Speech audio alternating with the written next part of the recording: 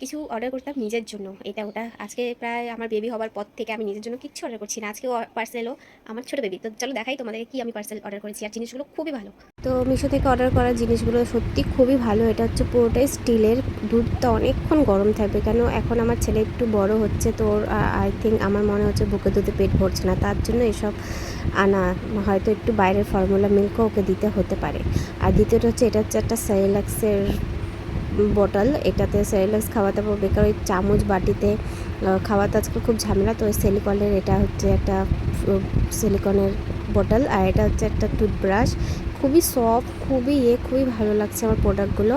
আর এটা হচ্ছে যখন বাচ্চাদের দাঁত উঠে, যখন ওই যে কামড়াতে চায়, তো ওটা দিলে নাকি ওটার মধ্যে কামড়ায়। আর এটা হচ্ছে সব ফ্রুট খাওয়ানোর জন্য, সব ফ্রুটস দিয়ে। আর এটা হচ্ছে বটল পরিষ্কার করার জন্য।